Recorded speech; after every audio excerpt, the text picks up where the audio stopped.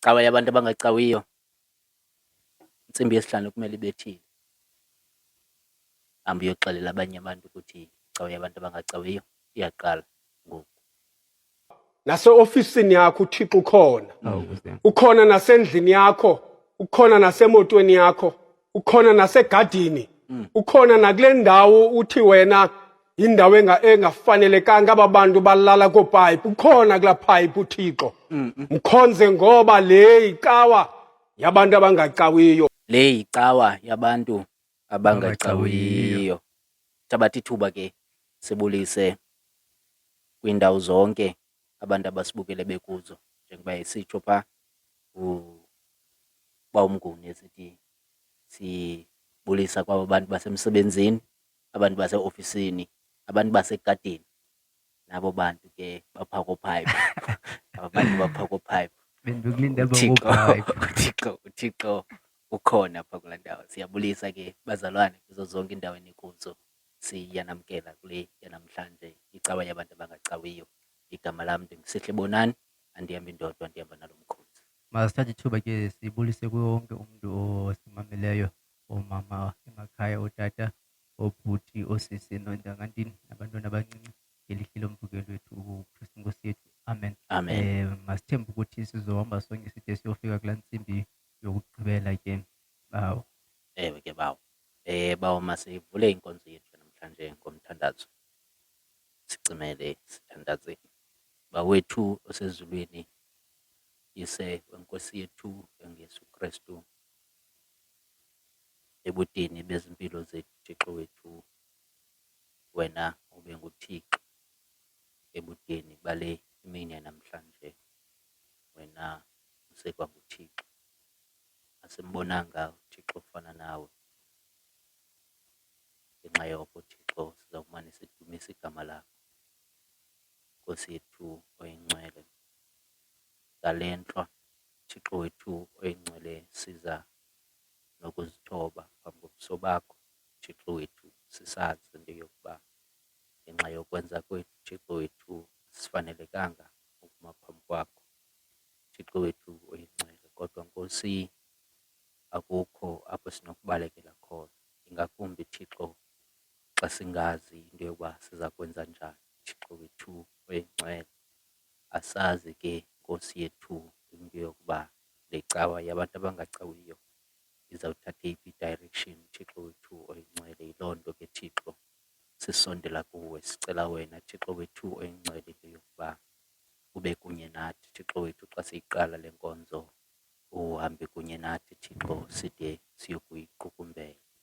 Thixo wethu onamandla, sithandaza ke Thixo, sithandazela naba bantu bakunye nathi Thixo wethu, abantu abayilandelayo le nkonzo Thixo wethu, ngoba Nkosi banezizathu abalandela ngazo Thixo wethu belandela le nkonzo Thixo wethu oyingcwele. Sinomnqweno ke Thixo into yokuba Thixo babe kanti belandela ngenxa yakho Thixo wethu, kuba befuna wena Thixo. Ngoba Nkosi yenzeka Thixo into yokuba ngenxa yokuxakeka Thixo ngenxa yemeko Thixo kube kude Thixo ecaweni Thixo wethu oyingcwele, kube kude kwiminquba yokudumisa Thixo wethu oyingcwele. Yiloo nto Nkosi simane sisithi gqolo Thixo wethu, umane sikucenga Thixo wethu uba xa siqhuba le nkonzo ube khona Nkosi yethu enamandla. Ugqithe ngapha Thixo kwiskrini ababukela bekuso Thixo wethu, ufikelele ezintliziyweni Thixo wethu onamandla. Siyazi Thixo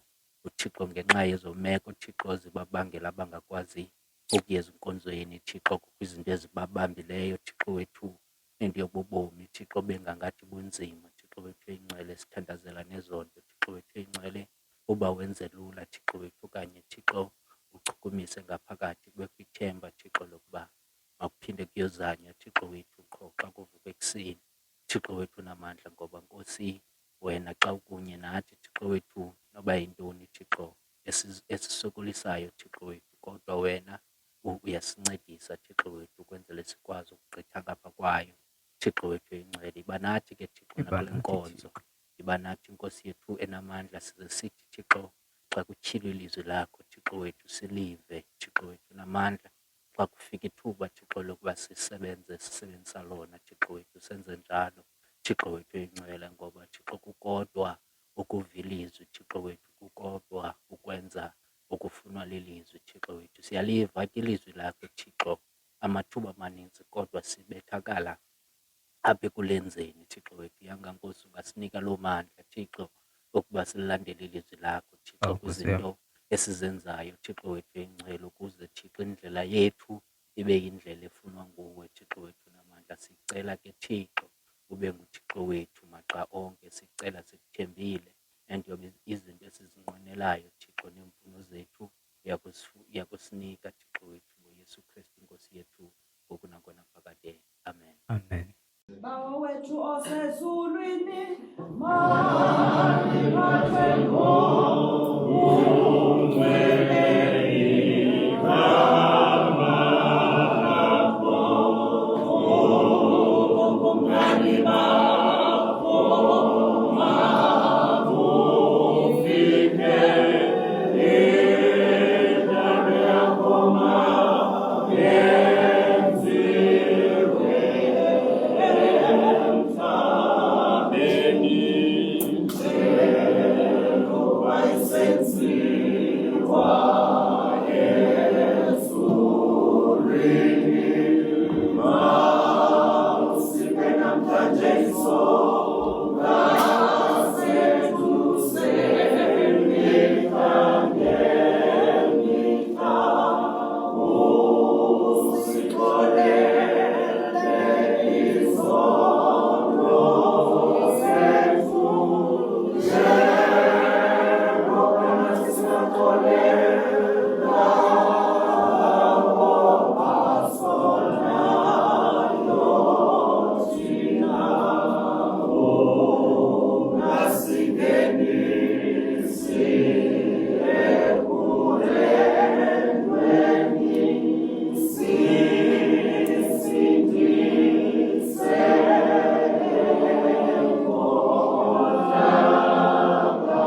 enkohlakalweni. Ngoba ungani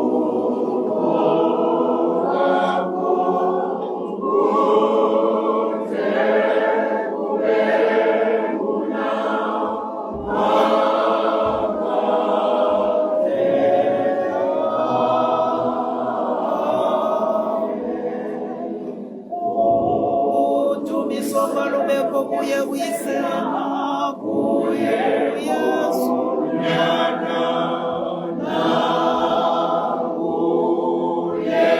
umoya oyingcwele, njengoba kunjalo kwasekuqalekeni, kunjalo nakunje, kuyakumana kuba njalo kude kube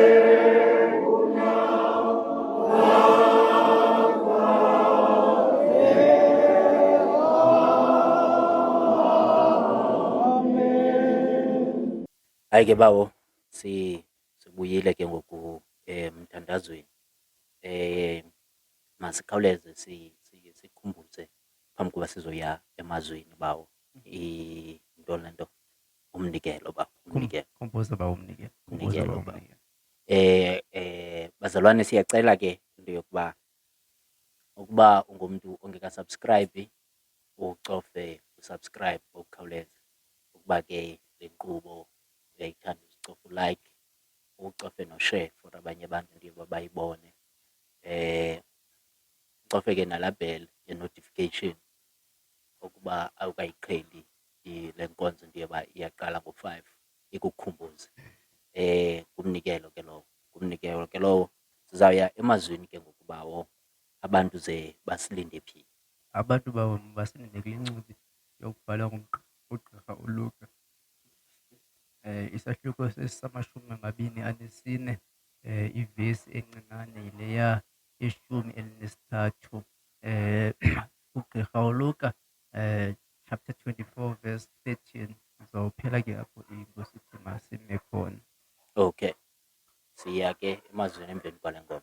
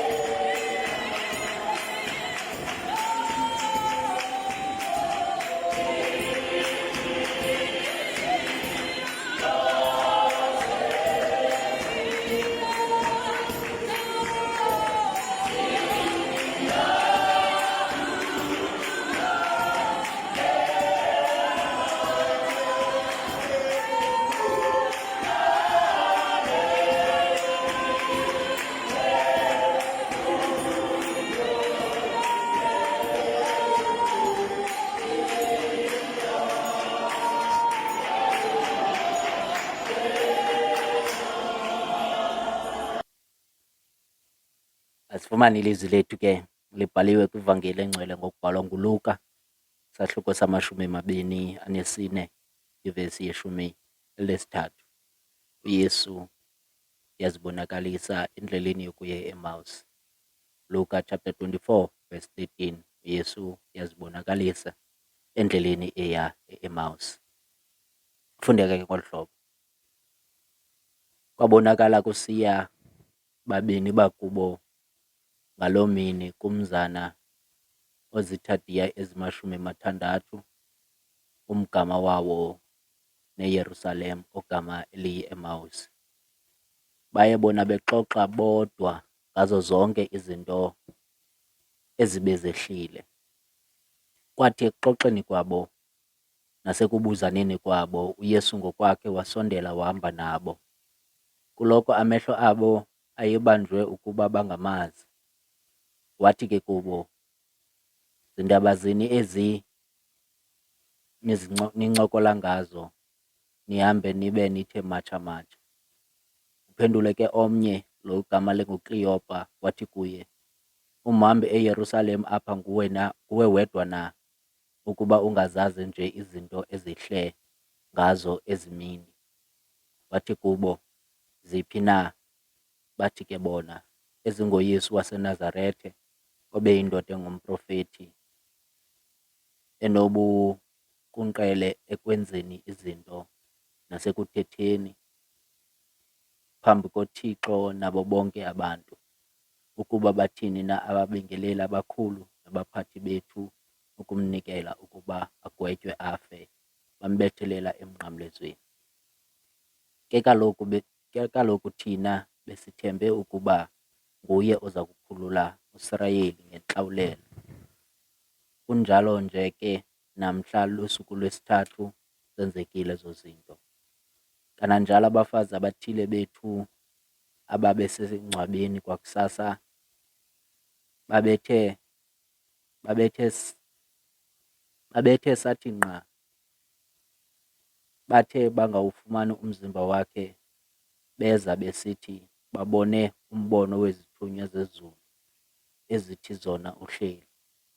Basuka nabathile ababenathi baya engcwabeni, bafika kunjengoko babetshilo abafazi, ke yena abambonanga. Waza yena wathi kubo, "Oyi, baswele kuqonda, bantliziyo zizeka kade ukukholwa kuko konke endakuthethayo abaprofethi. UKristu ebengamele na kukuthi abuve obunzima aze angene eluzikweni lwakhe? Uqalele kuMoses nakubo bonke abaprofethi, wabachazela zonke izibhalo iindawo ezingaye. Basondela kuloo mzana bebesiya kuwo, wanga yena uye gqitha. Besuka bamzama besithi, hlala nathi, ngoba kuza kuhlwa nemini seyisangena. Wangena ukuba ahlale nabo, kwathi ekungqengqeni kwakhe ngasesithebeni ndawonye nabo wathabatha isonka, wasikelela, waqhekeza, wabanika. Avulwa ke amehlo abo bamazi, wathi shwaka yena kubo. Eli lilizwi lenkosi. Nkosi mayisikelele ukufunda kwelizwi layo ngoYesu Kristu Nkosi yethu. Amen. Amen.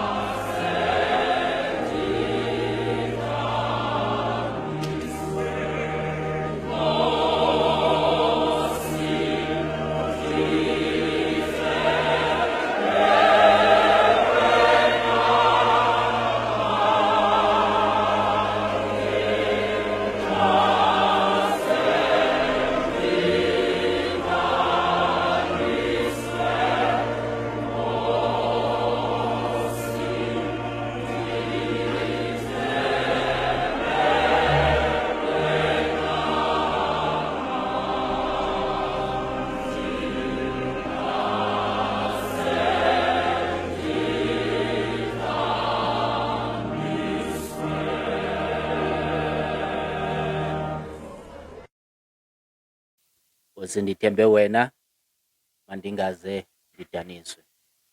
Ndiza kuwe ke baba. Ke bawo, masilifumane ke bawo le ndawo ubufunde kuyo. Kwathi ekungqingqeni kwakhe ngasesithebeni ndawonye nabo, wasithabatha isonka wasisikelela,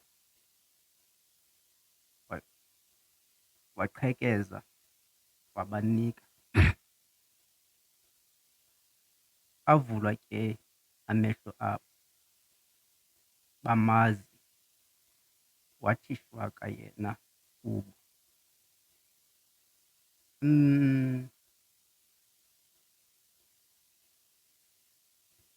Ngumzuzu nje, imbalo okanye yimizuzu nje imbalwa bawo, lilizwi eliqhelekileyo. So umsebenzi noko ulula, kodwa mandiqale apha kule ndawo. UYesu sevukile ekufeni, uhamba ke ngoku ezibonakalisa kubafundi bakhe. Naba ke abafundi kule ndlela iphakathi kweJerusalem ne-Emawusi bafumana loo nyhweba yokuthi uYesu azibonakalise kubo. Aba bafundi bakaYesu ndingathi balahle ithemba lokokuba ukhona uMesiya, ukhona umthetheleli. Njengamantshontsho ekubethwe isikhukhukazi athi saa, sibona ke naba bazalwane bethatha izinto zabo bebuyela emakhayeni abo. Ewe baba. Besangcambaza njalo, bencokola ke ngezi zinto zehle eJerusalem. Thu umntu, zindaba zini na ezi nincokola ngazo Nkosi yam. nithe matsha nje?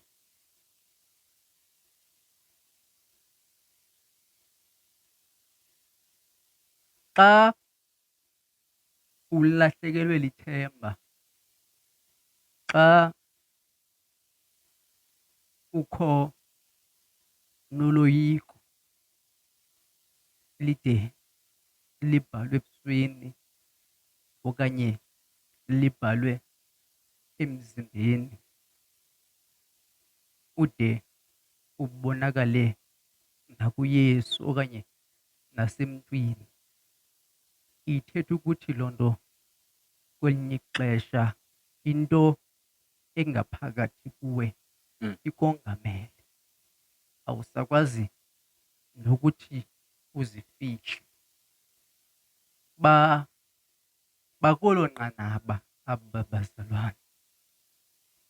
Fika ke befuna ukumsusa uYesu phambi kwamehlo abo, ngoba xa untyumpantyumpeka Nkosi yam. ezingcingeni nakuhambo olubi, awufuni nomntu okubuza. Ungumhambi na wena, ingangathi umhambi mosi yinto okanye ngumntu ongenazo neempepha zokuba abe kwelo lizwe. Ngumntu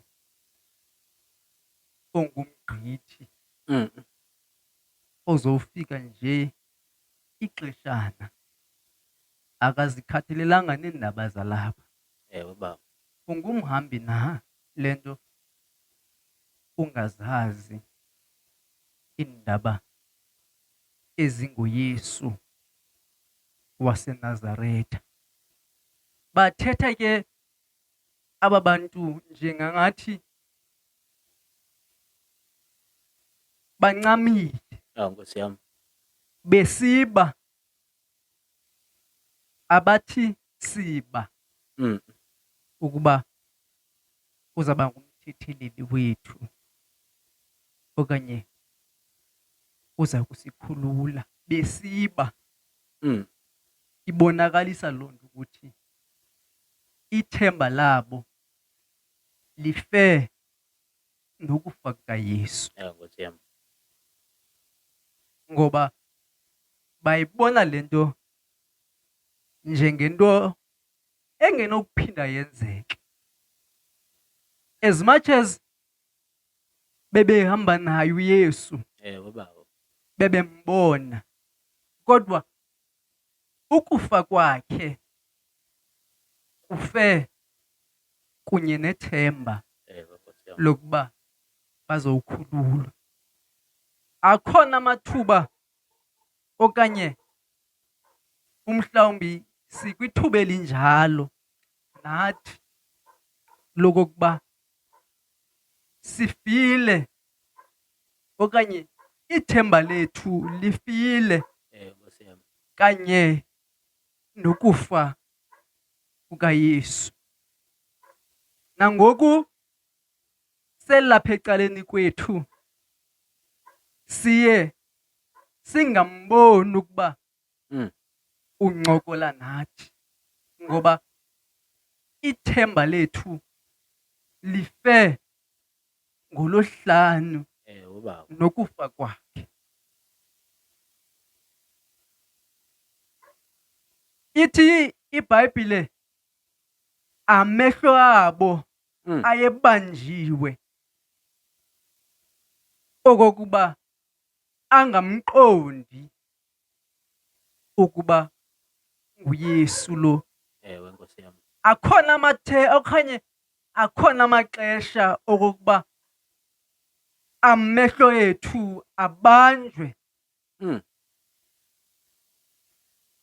nokuba abanjwa yintoni, kodwa abanjwe okokuba singamqondi ukuba nguYesu lo Nkosi yam. sihamba naye. Ewe baba. Ingxaki ziwabambe nangoku sezama ukuncokola nathi, sezama ukuziveza, kodwa isuke ingxaki iwabamba amehlo wethu. Ewe baba. Kusuke ukuxakeka kwengqondo ukubambe ukuqonda kwethu. Kusuke ukuba nexhala lethu ukubambe ukubona ukuba nguYesu lo sihamba naye. Kusuke ubugwala bethu nokoyika kwethu, ingqumbo yelizwe isuke iyibambe into yokubana simazi uYesu. Nangoku sebencokola naye ingangathi aba bantu ukubone bonani. Ewe baba. Xa umntu uthi nokuba awufuni ukuvumelana naye kule nto ayithethayo kuba ungafuni ukumdanisa okanye ungafuni ukophula umoya wakhe. Uthina ngoku ezi zinto azithethayo ungavumelani naye kodwa uhambe naye indlela. Aba bafundi bamnyamezela lo mntu bengamazi ukuba ungubani. Bantwana bahle bedinga. Okanye ukuba ndinothetha ilanguage esiza kuyiqonda ngayo, basuke bamophulele lo mntu.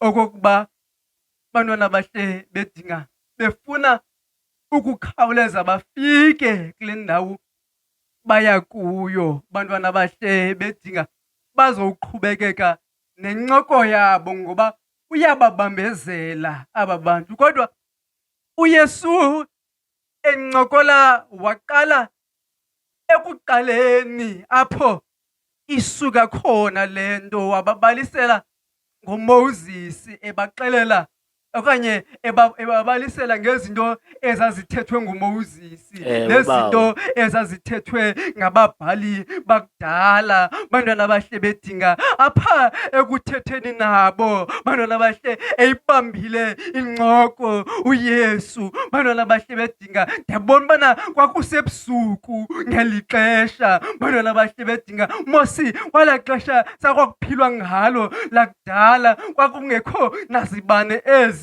babethembele kwiinyanga neenkwenkwezi ukuze babufumane ukukhanya. Umhlambi nezinye zezizathu bantwana bahle bedinga ezibangela ukuthi bangamqondi ukubana nguYesu lona uhamba nayo. Babehamba ebumnyameni bantwana bahle bedinga. Kodwa bantwana bahle bedinga nathi ngamanye amathuba xa sihamba ebumnyameni siye singamqondi ukubana uhamba nathi uYesu.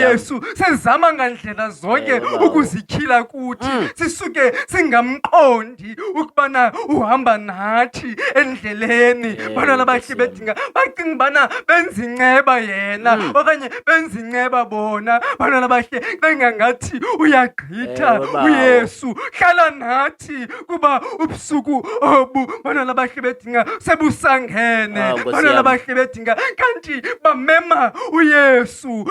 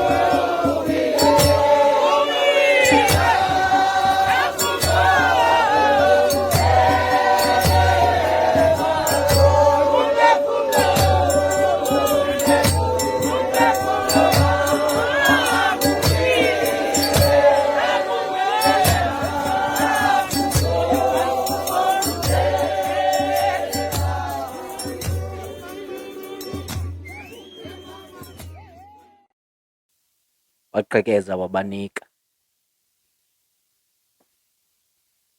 Avulwa ke amehlo abo bamazi.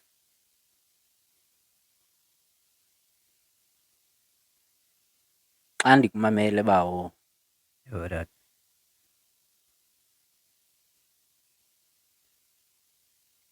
kuvela into ethi ukuthetha akufani nokwenza.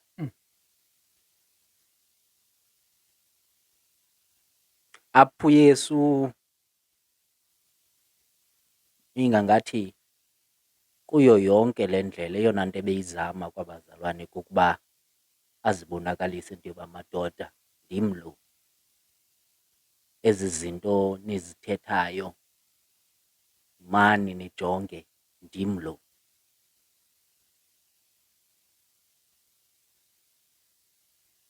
Kuthiwa amehlo abo ayebanjiwe.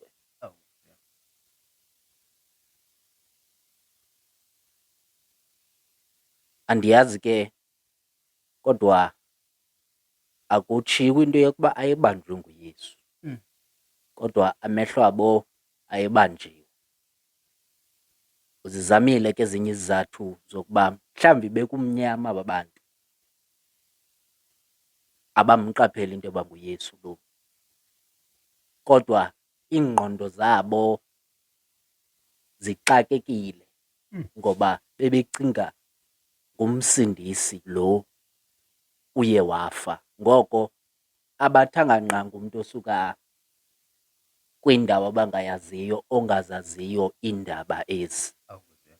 Ingqondo yabo inento ejonge kuyo. Ayimkhathalelanga ncam lo mntu ulapha ecani kwabo. Ewe bhuti. Ngoko ezi nzame uYesu azenzayo zifika zibetheke nje ibe ngathi yinto enikisa umdla le ithethwa ngulo mntu singamaziyo into yokuba usuka phi. Mhlawumbi uba uYesu ebethe usuke eNazarethe bebenobuza into yokuba ndawoni eNazarethe. Ewe. Babe nomdla ofuna ukumazi kodwa ngoku bammamela kuphela iindaba ezi azithethayo ezinikisa umdla ezinganiki into yokuba mabajonge into yokuba ngubani lo uthethayo. Kodwa apha ekwenzeni ekuthetheni kukaYesu aba bantu abade babone into yokuba nguYesu lo. Kodwa uthi uYesu akwenza abaqhekezele isonka kuthi qwenge emehlweni abo babone into yokuba hayi man lo mntu siyayazi ke ngoku into yokuba ngubani ngoba wenza into akathethi nje kuphela. Ngoba mhlawumbi kusenokwenzeka kwalapha into ibibasa e-Emawusi bebebethwa naluphango bantwana bahle bakaThixo ngoba kudala behleli mhlawumbi belindile into yokuba bazawuthini abantu abasukayo emveni kokuba bevile into yokuba bathi abamama uYesu kuthiwa uvukile. Kwaya nabanye nabo babuya bathetha into yokuba asimboni engcwabeni uYesu. Ngoku mhlawumbi kudala behleli phaa abananto yokutya banento nje yothetha apha endleleni mhlawumbi bafrustrated bantwana bahle bakaThixo. Ngoku uthi uYesu akubanika into yokuba mabehle bacinge kakuhle bantwana bahle bakaThixo ingathi mhlawumbi umntwana obuya esikolweni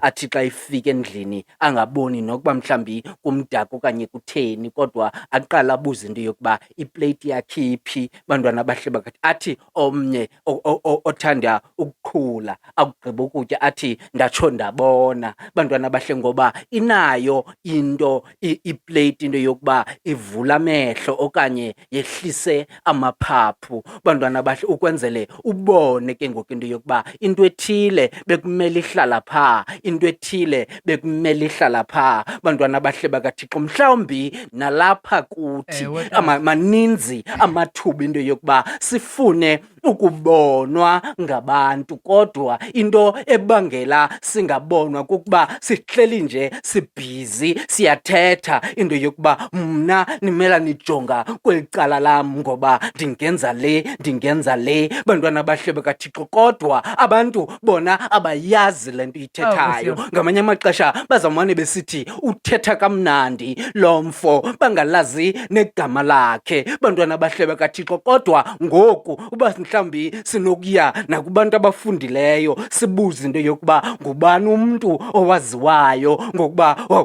waza nokulayita kweglobe, baza kuxelela abantu abafundileyo ngoba kukho abantu ngaphambili abakhe bazama ukulayita izinto kodwa zazingade zilunge. Bamane bethetha into yokuba ukuba sinodibanisa into ethile kwakunye nento ethile kungenzeka into yokuba kulayite ebusuku, kodwa ukuba ngulaa mfo kuthiwa nguThomas Edison uyaziwa yena ngokuba eyakhe yasebenza, nangoku sisasebenzisa laa nto yayisuka kuye, ithatha into ngoba ukwenza oku kunento nokuba abantu baqale bakubone. Bantwana bahle bakaThixo, zininzi nangoku umntu athi ndinqwenela ukwenza ibhizinisi, mhlawumbi ndinqwenela into yokuba mandakhe ikhaya lam. Bantwana bahle bakaThixo, abantu abayihoyi loo nto ngoba bayayazi into yokuba ubani unamaphupha amaninzi. Bantwana bahle bakaThixo, lele singaphi eli asibalisela lona. Bantwana bahle bakaThixo, bothuke xa ufika ungenisa noba yitruck mhlawumbi egeyithini inezitena zokwakha ikhaya, abantu baqale ke ngoku bakubona into yokuba ubani unako ukwenza. Bantwana bahle bakaThixo, uYesu apha ubonakala kwaba bantu akugqiba ukwenza. Bantwana bahle bakaThixo, ngelaa xesha ebethetha into eyenza isense okanye into emnandi ezindlebeni, kodwa aba bantu abambona. Bantwana bahle bakaThixo, nathi kwindawo esikuzo sicinga into yokuba abantu mhlawumbi basivalela ngaphandle, kodwa kusenokwenzeka into yokuba abantu sibaxelela izinto esiza kuzenza. Bantwana bahle bakaThixo, bathi nabantu mhlawumbi abakwazi uinvesta kwiibhizinesi zabantu fokamnguni ezintsha baqale bajonge into yokuba yintoni ngoku osowuyenzile. Bantwana bahle bakaThixo, abantu abafuni ukufaka into kwinto umntu ongayaziyo into yokuba izawuyaphi okanye iqalwa njani. Bantwana bahle bakaThixo, kodwa abantu xa bebona into baqala ke ngoku bakubone, kunjalo nje bakunike mhlawumbi nesapoti edingekayo ukwenzele le nto sowuyiqalile ibe nokuphumelela. Bantwana bahle bakaThixo, mhlawumbi ngale mini yokuzibonakalisa kaYesu, bazalwane bam abathandwa iNkosi, sizokuboniswa nathi into yokuba ukuze ubonakale ebantwini kufuneka ibe khona into yenzayo. Bade bathi abantu mhlawumbi xa bekhumsha umntu othetha ngee-ideas ezintle bathi it's easier said than done. Bantwana bahle bakaThixo, ngoba bayayazi into yokuba wonke ubani unako ukuthetha, kodwa ayisingumntu wonke okwaziyo ukwenza. Bantwana bahle bakaThixo, ngoba sinazo izinto zokuba abantu bonke mhlawumbi bafuna ukunikwa ispotlight xa uba bameqongeni kuthiwe ubani ngumntu esijonga kuye. Bantwana bahle bakaThixo, kodwa ahlale kwelo qonga abantu bade badinwe nguye ngokuba akukho nto ayenzayo. Bantwana bahle bakaThixo, bangapha abantu esikhe sadibana nabo emibuthweni, ezinkonzweni, sababeka endaweni mhlawumbi ngenxa yokuba bethetha kamnandi, kodwa ngoku sabalibala ngoba bafika bahlala baphinda basuka, akwabikho nto bayenzayo. Bantwana bahle bakaThixo, kodwa bakhona abantu esibaziyo kwindawo zonke esikhe salandela kuzo into yokuba wayekhona umzalwana ubani okanye wayekhona umama ubani wayesithi xa ebona into yokuba into ethile yenzeki akhuphe kuye ayoyenza ngokwakhe. Bantwana bahle bakaThixo, kwenzele umbutho uqhubekekele phambili. Bantwana bahle bakaThixo, kukho abantu abafika ezihlangweni zabantu abanjalo. Bantwana bahle bakaThixo, athi umntu ezama ukwenza abantu bakhumbule umntu ebefika ngaphambi kwakhe, ngoba laa mntu ufike ephambi kwakhe yena uyakwazi ukwenza izinto. Bantwana bahle bakaThixo, wayengenazi excuses ezininzi. Bantwana bahle bakaThixo, bathi abantu xa bebona izinto zingahambi kakuhle bathi sikhumbula ubani, ngoba bayamazi ubani yena uyakwazi ukwenza, akagcwelanga ukuthetha nje. Bantwana bahle bakaThixo, yanganathi kwiindawo zonke esikuzo bazalwane singazama into yokuba sithethe kancinci sandise ukwenza. Bantwana bahle bakaThixo, ingakumbi xa ufuna ubonakala ebantwini. Bantwana bahle bakaThixo, wonke umntu uyakwazi uthetha. Bazalwane bam, wonke umntu uyakwazi ukwenza ingxolo ngezinto angazenza. Bantwana bahle bakaThixo, kodwa siyayazi nangoku into yokuba kwiindawo zonke esihlala kuzo nendawo esiphangela kuzo bambalwa abantu esinothi simisa bona, ngoba bona bayakwazi ukwenza izinto. Bantwana bahle bakaThixo, abanye aba bayathetha nje kunjalo nje, bagcwalisa ingxolo apha ecaleni. Bantwana bahle bakaThixo, kodwa abona bantu abahamba phambili, nabona bantu baphumelelayo, nabona bantu ababonakalayo phakathi kwabanye abantu ngabantu abenzayo. Ngoko sukuthi unesonka ngabaqhekezeli abanye abantu isonka. Sukuthi unako ukwenza ungabenzeli abantu into edinga ukwenziwa. Ngoba ilishwa lelokuba siza kulibala kona.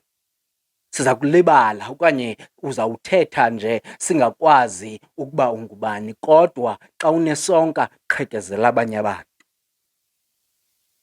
Kwabantu ke fokamnguni xa nihlala phantsi abathi mhlawumbi uba wawukhe wandinceda ngaphambili, nokuba mhlawumbi kusesikolweni okanye kukuloo ndawo wandinceda kuyo, xa uzama ukwenza into ethile nokuba ayikabonakali into yokuba izawuma njani, kodwa bafika abantu bajampe kuqala athi ndikhumbula ngokuya ndandingakwazi ukudibanisa u-1 plus 1 wabe usecani kwam wandibonisa into yokuba u-1 plus 1 ukhupha u-2. Bantwana bahle bakaThixo, ngoko ke le into uyenzayo noba yintoni, kodwa ndiyakubona uyazama, nantsi yam i-contribution ukuba uqhubekekele phambili, ngoba wathi ngalaa mini wawunesonka waqhekeza ukwenzele abanye abantu babe nokudla. Ngoko xa unesonka ungasiqhekezi, abantu bazawuthi ndiyamazi ubani, ndandidinga akandibonelela. Bantwana bahle bakaThixo, ngoko mhlawumbi namhlanje yona nto ezizama ukuyiboniswa,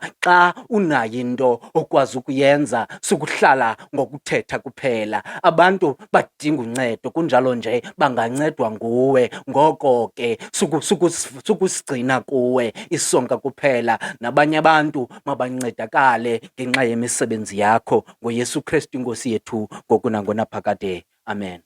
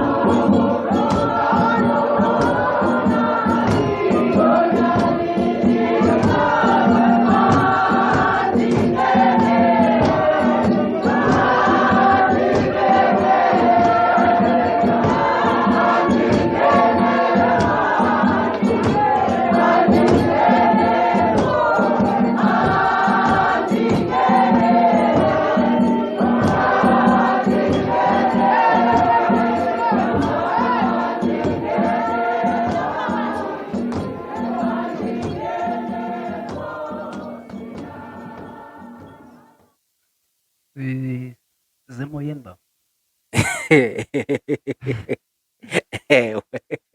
Oh. Babo, ngoLwesine aba bantu bebesesiveni. Mm. Ingangathi umfana eyokucela intombazana ukuba iphume naye Mm. iye kwidate. Okay.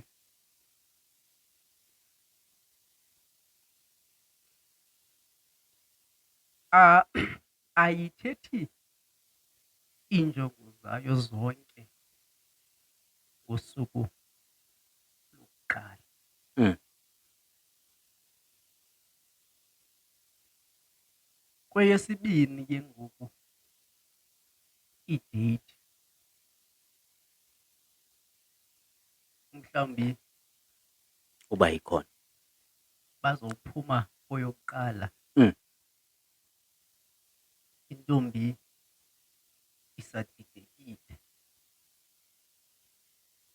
Xa bebuya kweyesibini Mm. babuye kuthiwe masidibane kwindawo yokudla. Iyathamba noko intliziyo kasisi. Mhlawumbi bazophuma bebambene ngezandla, bephuma becokola intwenye. Naxa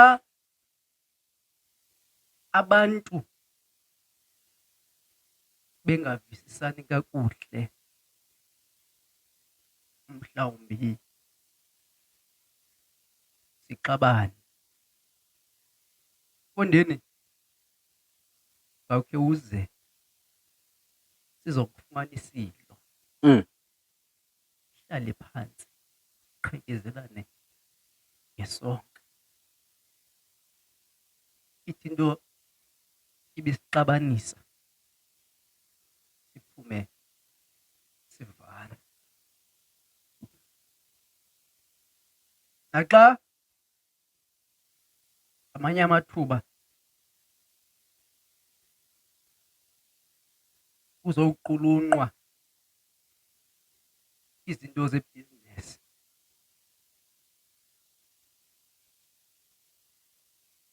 ndicela uzilungise.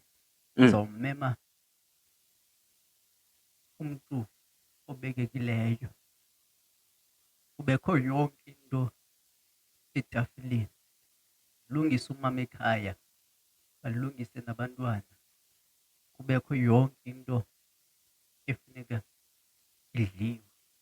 Ewe baba. Kuncokolwe kamnandi, iziphumo zibe zihle. Umhlawumbi xa uhleliwe kakuhle esithebeni, kutyiwa ngefolokhwe nangemela, umhlawumbi izinto eziphumayo zibantle. Mm. Umhlawumbi iinjongo zivela kakuhle. Mm. Umhlawumbi nomntu ubungamqondi kakuhle, umqonda kakuhle. Ndifuna ukuthi makhe siyeke ukuncokola mhlawumbi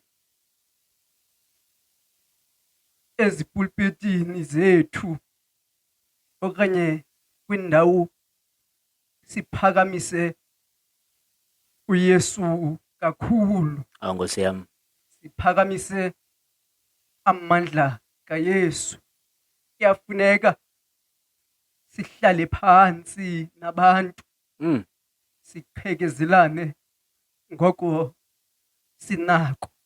Athi ebengenalo uthando alibone etafileni, athi ebengayiqondi injongo ayibone etafileni, athi ebesithi soze ndimxolele iminyaka yoze ndingene engcwabeni alifumane uxolo etafileni, athi engenathemba alifumane ithemba etafileni, ngoba uzile baqhekezelwana. Bantwana bahle bedinga mhlawumbi ukuncokola, bantwana bahle etafileni ungaphendulwa. Bantwana bahle bedinga okanye ukuncokola epulpetini uvuthe. Bantwana bahle kuphunywe kugodukwe ungayazi abanye abantu izinto ezibadlayo. Bantwana bahle bedinga kufuneka ke sihlale etafileni siqhekezelane isonka. Bantwana bahle bedinga ukubana unombuzo omnye awubuze afumane impendulo eyiyo. Bantwana bahle bedinga emani umhlawumbi. Bantwana bahle bedinga kuzawukwangwana. Bantwana bahle emveni bana kudliwe. Bantwana bahle bedinga umhlawumbi kuzawuxolelwana emveni bana kudliwe. Bantwana bahle bedinga umhlawumbi sizawuhamba kunye. Bantwana bahle bedinga sibambene izandla emveni bana sihleli etafileni sancokola ngenjongo zethu. Bantwana bahle bedinga singaxabani endleleni. Bantwana bahle bedinga ngoba siqale sazibeka etafileni injongo zethu saziqhekeza. Bantwana bahle bedinga ndifuna ukuthi bantwana bahle bedinga nasi sithebe. Bantwana bahle bedinga sibekiwe. Bantwana bahle bedinga ukubana sihlale phambi kwaso. Bantwana bahle bedinga eyona nto endikuvayo mhlawumbi ukuthi mayibe khona into oza nayo etafileni. Maxhosa ke xa sithetha mhlawumbi sisuka kule ncoko bukhe waqala ngayo ithi yakuphuhla yonke loo nto xa umntu eyozama ke ngoku ukubandisa ubuhlobo. Kuthiwa phambi koba kanti yathethwa makubekho imvula mlomo. Bantwana bahle bakaThixo, ukuba awuyikhuphi loo nto akho nto siza kuyithetha kunye nawe, ngoba kufuneke ibe khona into oyenzayo ukwenzele abantu bakubone into yokuba ungumntu esinokuthetha kunye naye. Bantwana bahle bakaThixo, ngoko mhlawumbi apha sizokufunda into yokuba kubalulekile into yokuba uzibonakalise ngendlela owenza ngayo izinto. Bantwana bahle bakaThixo, kukho abantu mhlawumbi sakuba sengxakini esibacingayo bazalwane bam abathandwa yiNkosi, ngoba siyayazi into yokuba ubani into akwazi ukuyenza yinto ethile, kanti xa into okwazi ukuyenza kukuthetha. Abantu xa besengxakini abazukusondela kuwe ngoba abakwazi into okwaziyo ukuyenza. Yanga bazalwane, namhlanje singafunda into yokuba apho sikhona uThixo ikhona into asiphe yona. Bantwana bahle bakaThixo, nangoku kulo nyaka fokamngoni kuthiwa sizawuya elonyulweni. Bantwana bahle bakaThixo, abazali bethu ngoku kwakusaqalwa mhlawumbi ukuvotwa apha kweli lizwe lethu babevota kuba besazi umbutho abawuvotelayo into yokuba ubalwele kwaphela ndawoni. So babewazi wawuzibonakalisile ngaphambili. Uva namhlanje mhlawumbi kuthiwa hayi masiwususe ngokulo mbutho okanye masiwugcine. Bantwana bahle bakaThixo, kodwa abantu babuze into yokuba sizawufaka bani, ngoba asibonanga mntu owenze into ebonakalayo esinothi undenzele into ethile ubani. Ngoko mna sicela into yokuba masifake yena, kodwa abantu baziwa ngoku mhlawumbi ngokuba uthi umntu akuba sendaweni enzele yena esakhe isiqu, angafuni ukuqhekezela abanye abantu. Bantwana bahle bakaThixo, ifike kubekho indindi yokuba mna ndiyavota na okanye andivoti, ngenxa yokuba abantu mhlawumbi abaphambi kwethu asibazi ngokwenza, sibazi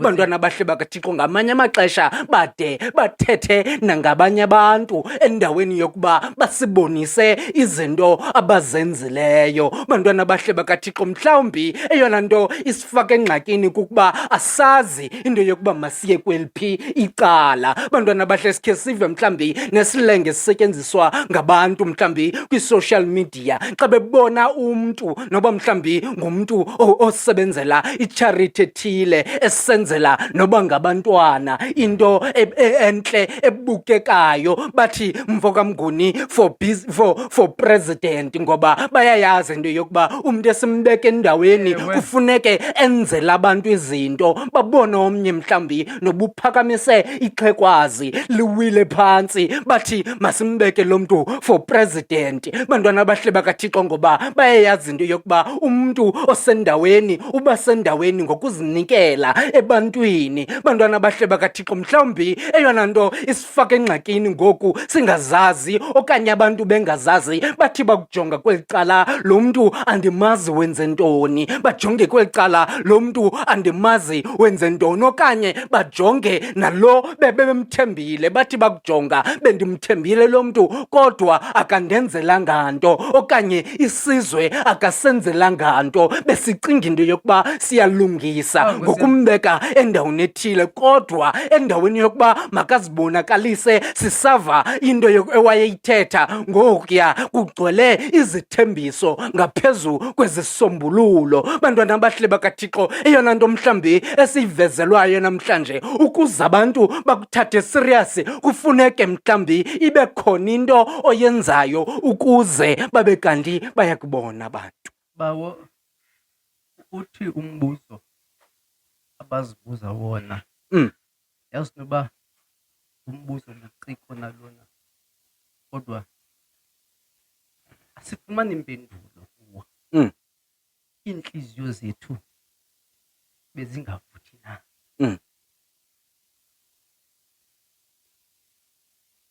Umhlawumbi lo mbuzo uzawushiyeka kum, uzawushiyeka kubi. Iintliziyo zethu okanye intliziyo yethu ibingavuthi na ngoku ebesibalisela? Umhlawumbi isibane sabo besesicimile ngoku uYesu afika ababalisela le nto, ngoba abamqondanga, kodwa wasiqhekeza isonka asuka savuthi isibane kwakhona. Bantwana bahle bedinga into endizama ukuyithetha yile, umhlawumbi neyakho intliziyo ayivuthi bantwana bahle, okanye isibane asivuthi. Ewe siyavuma isibane sikhona bantwana bahle bedinga, kodwa kufuneka khe kuhlalwe phantsi bantwana bahle bedinga, kuncokolwe bantwana bahle bedinga, kwenzela ukuthi sizokuvutha isibane bantwana bahle. uYesu ke sakuvutha isibane bantwana bahle, wakubona ukubana ugqibile umsebenzi kwaye uyakuthemba bantwana bahle bedinga, usuke athi shwaka bantwana bahle bedinga, usheke uhamba okanye uncokola wedwa. Intliziyo yam ibingavuthi na bantwana bahle bedinga, ngoba ugqibile umsebenzi bantwana bahle bedinga. Naxa bantwana bahle bedinga efika kuPetros esihla umoya oyingcwele bantwana bahle bedinga, sathi sokuvutha isibane bantwana bahle bedinga, kwaphuma baqo ukuzithemba bantwana bahle bedinga kwaphuma bantwana bahle bedinga ubugwala baphuma babeka okanye babaleka baphuma ecaleni bantwana bahle bedinga wamka uYesu bantwana bahle bedinga okanye weshwaka uYesu akaveli uYesu bantwana bahle bedinga athi shwaka singavuthi isibane bantwana bahle bedinga akanye uYesu akasuke athi shwaka xa siconfuse bantwana bahle bedinga bantwana singayiqondi indlela bantwana bahle uthi okanye bantwana bahle bedinga uYesu uthi shwaka kuthi bantwana bahle bedinga ayamke bantwana bahle bedinga xa wenzile umsebenzi ebona bana ugqibile bantwana bahle kwangoko babuyela eJerusalema ngoba inhliziyo zabo ngoku ziyavutha bantwana bahle bedinga inhliziyo bamqondile uYesu xa zivutha inhliziyo zethu siyayazi ukuthi masenze ntoni xa zivutha inhliziyo zethu siyayazi ukuthi masithethe ntoni okanye xa zivutha inhliziyo zethu siyayazi ukuthi masitye ntoni. Eyona nto mhlawumbi ebonakalayo apha akubonakala uYesu kungona amandla okuyokuphinda sichaze okanye sivume into yokuba inene uvukile ayavuseleleka lo mandla. Mhlawumbi zikhona izinto esifuna ukuzenza fokamnguni qha abantu uYesu akakafiki kubo bantwana bahle bakaThixo okanye uYesu abafuni ukumbona bantwana bahle bakaThixo. Kodwa mhlawumbi eyona nto endifuna ukuza kuyo uYesu ebomini bakho ebekhe wabonakala bantwana bahle bakaThixo. uYesu ebekhe wavela ebomini bakho bantwana bahle bakaThixo. Ubona nje uYesu ebekhe wavela ebomini bakho. Zikhona izinto ubucinga mhlawumbi into yokuba awunamandla wazo kodwa wavela uYesu wena amandla wakho wawabona into yokuba unawo bantwana bahle bakaThixo.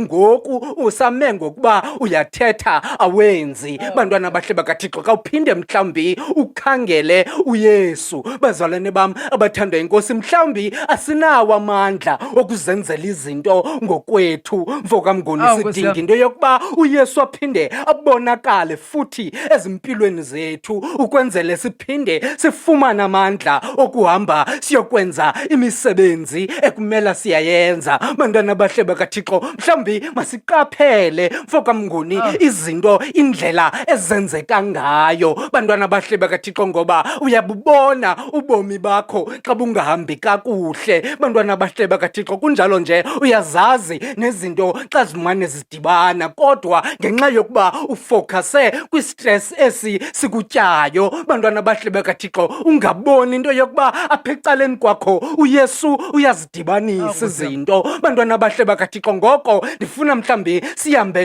nethemba lokuba ngoku mhlawumbi noba siboni kodwa apha ecaleni kwethu ukhona uYesu udibanisa izinto bantwana bahle bakaThixo. Izawuthi yakusuka inkwethu emehlweni sizibone into yokuba sinawo amandla okuba izinto masikwazi ukuzenza. Kunjalo nje amandla uYesu uyawavuselela bantwana bahle bakaThixo. Sakuxakwa kukwenza izinto zesikhangela uYesu, sakuxakwa kukuba masibheke ngaphi zesikhangela uYesu ngokuba uYesu uzawubonakala empilweni yethu aze akubonakala akubona into yokuba unamandla. Kuyeke uYesu uhambe uyokwenza umsebenzi wakho okanye uyokwenza umsebenzi wakhe phakathi kwabantu ukwenzela abantu bakubone nawe into yokuba wena usebenzela uThixo. Kunjalo nje nento ubuyithetha izolo namhlanje uyakwazi ukuyenza. Lelizwi lenkosi eliviwe ubumnyama bubaleke. Inkosi mayisikelele ukufunda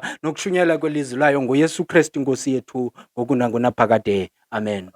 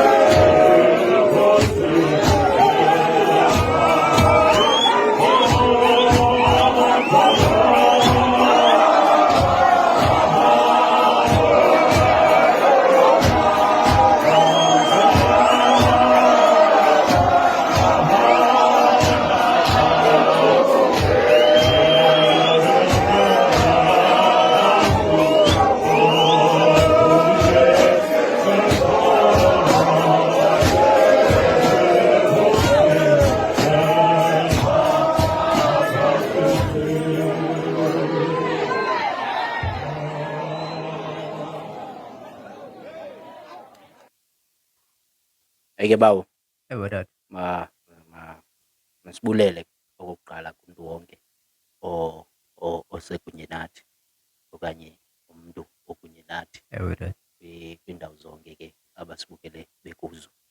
Bawo sawucela-ke mhlambe siya emnikelweni bakhumbuze ngomnikelo Bawo. sizayokuvala. Ewe bawo.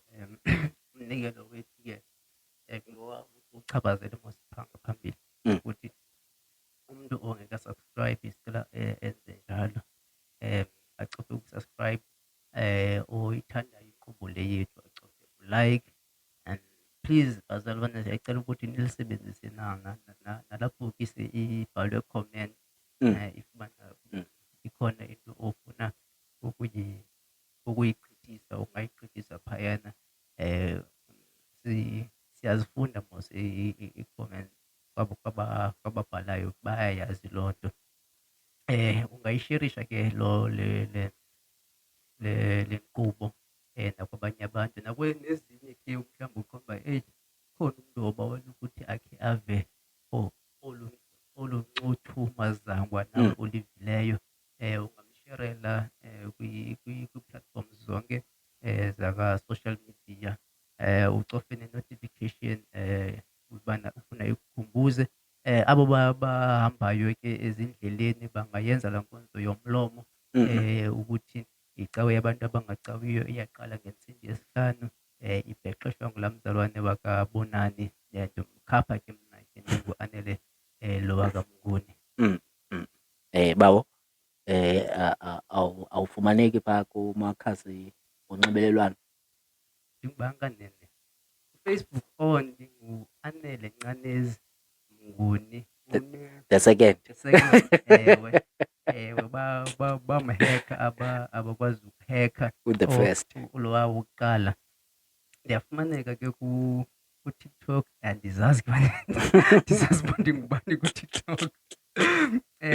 Andinothini isezozo zimbini because u-X andomsebenzisi kakhulu nangona ke i-account ikhona kodwa andixhaphakanga kakhulu ke kuyo. NakuWhatsApp ndiyafumaneka kodwa inambara andizuyinikeza. Okay, hayi ke bawo, siyabulela bawo, siyabulela. Bawo wena awufumaneki okanye ufuna ndikuxele uba uyafumaneka? Kaloku uba bendibuze wena mna khange ndithi mna ndizazichaza. Kaloku uba uchazela abantu bakho.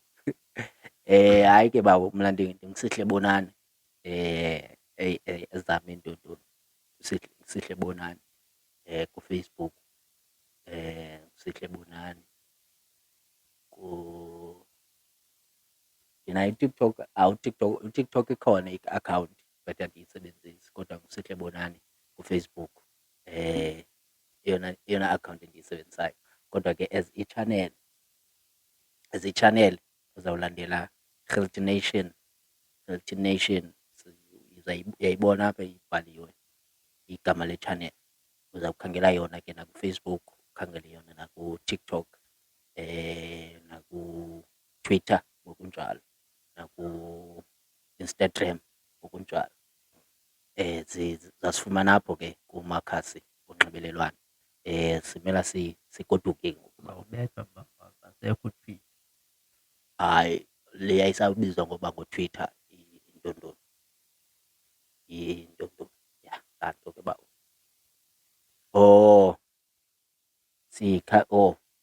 Sibuyele ekubekeni ke bawo, sibuyele ekubekeni bawo. Bawo buyela ekubekeni. Sibuyela ekubekeni bawo. Beka bawo. Sibuyela ekubekeni. Cela ukhona omnye umzalwane bawo. Khona omnye umzalwane wangapha eziphunzana. Khona umzalwane walapha wangapha eziphunzana ekuthiwa ngumzalwane wakaNanto kuthiwa nguSiphelele. Omnye kobhuti omde nguSiphelele. Usually uSiphelele bangabantu abancinci abangabokugqibela kodwa ngubhuti omde okuthiwa nguSiphelele wakaNanto. Siyakubeka ke mzalwane, siyathemba into yokuba uyazusibona ngenye imini. Nkosi bawo, masivale ke bawo, masivale bawo inkonzo yakho ngomthandazo. Masithandazeni. Yise wenkosi yethu nguYesu Kristu, uThixo wethu olungileyo namandla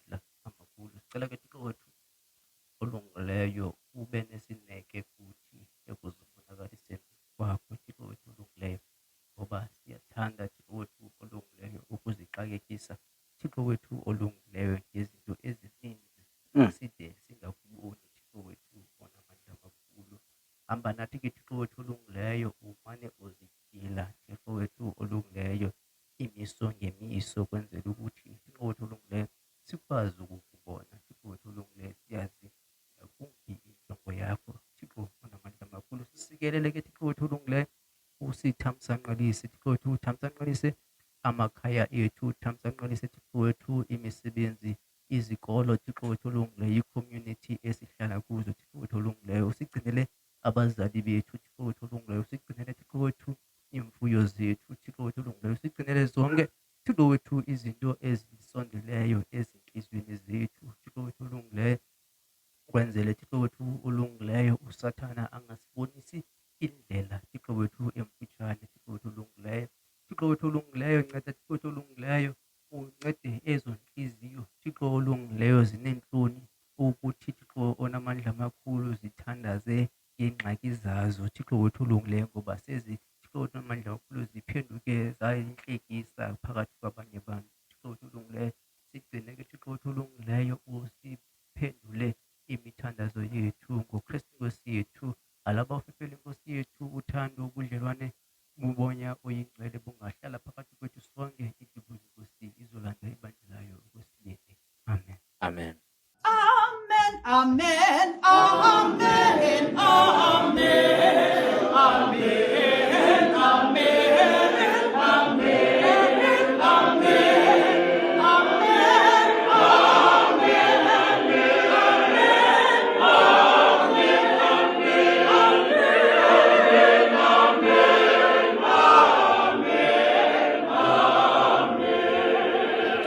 Kuzo zonke indawo nesimamele nesibukele nekuzo ngokwehlukana kwazo, enkosi ukuba nathi namhlanje. Siyabulela kakhulu, masiphinde sidibane futhi kule veki zayo.